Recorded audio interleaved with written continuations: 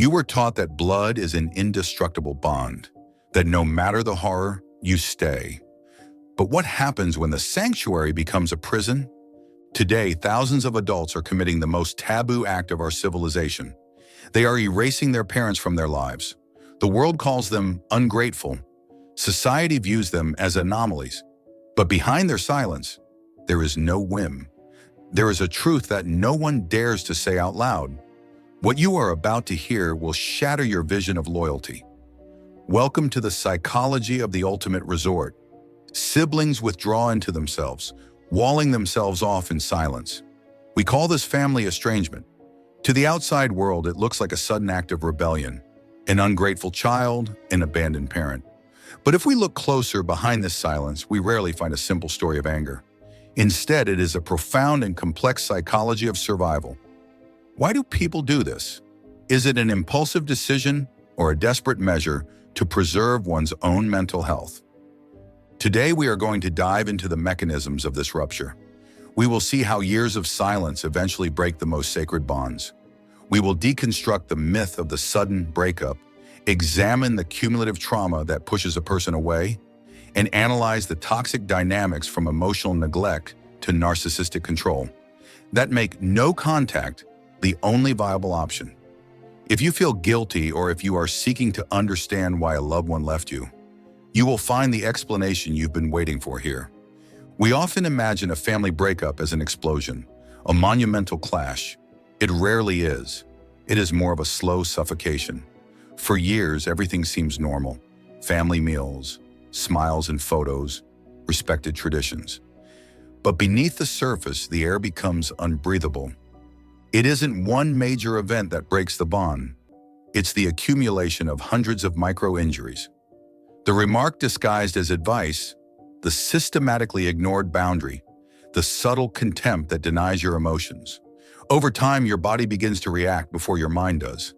You tense up as soon as your phone vibrates. You rehearse conversations to defend yourself. We don't leave out of anger, we leave out of exhaustion. From the outside, it looks like an earthquake.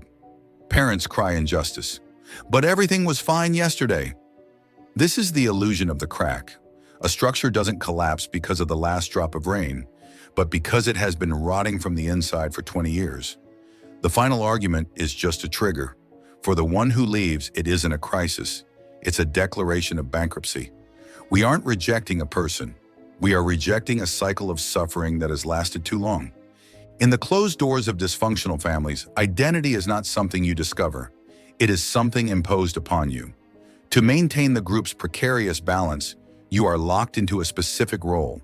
You become either the scapegoat who shoulders everyone else's faults, or the trophy child burdened with carrying the parent's ego.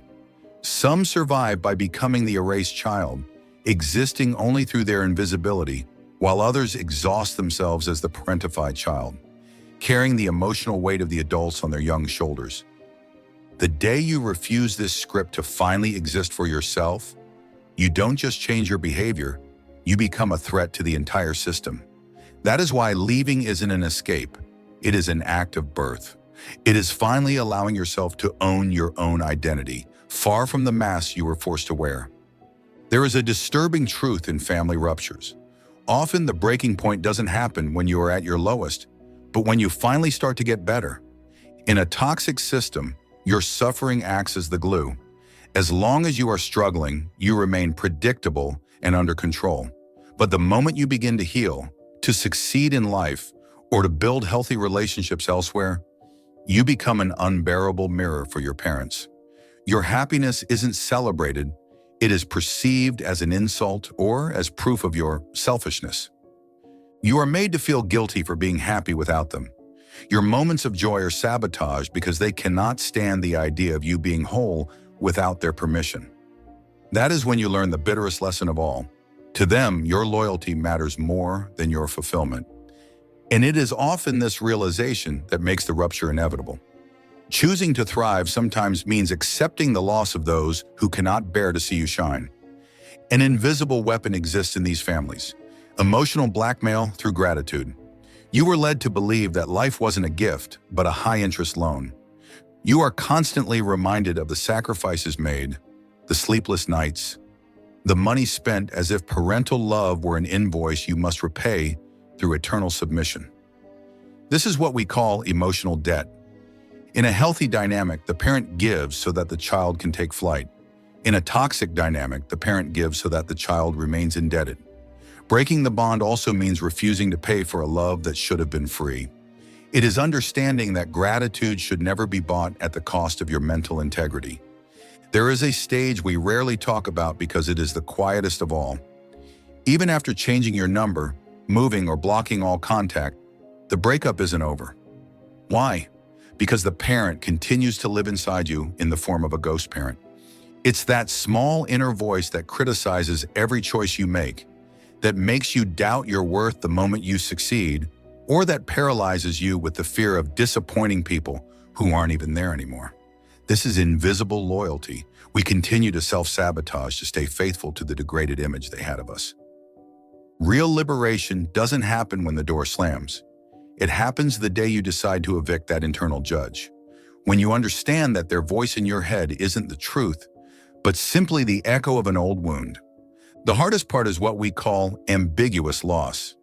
You are mourning someone who is still there, who is breathing, who might be smiling on social media, but who is emotionally dead to you. You are grieving a relationship that never truly existed. It is giving up the hope that tomorrow they will finally understand. It is a lonely path, especially during holidays or milestones. But in this silence, there is an immense relief. Your nervous system calms down, the chaos stops. Choosing distance is not an act of hatred, it is an act of lucidity. It is finally saying out loud, I cannot change you, but I can protect myself. Healing also means breaking the generational cycle so that the pain stops with you. It is giving yourself the chance to build, perhaps for the first time, a chosen family.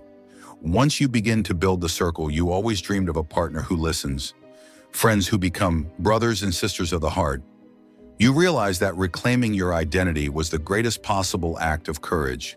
These bonds, founded on respect and safety rather than genetic obligation, form the foundations of a life no longer defined by your wounds, but by your possibilities. Moving away doesn't mean being heartless. It simply means you have stopped walking back into the fire just because you were asked to.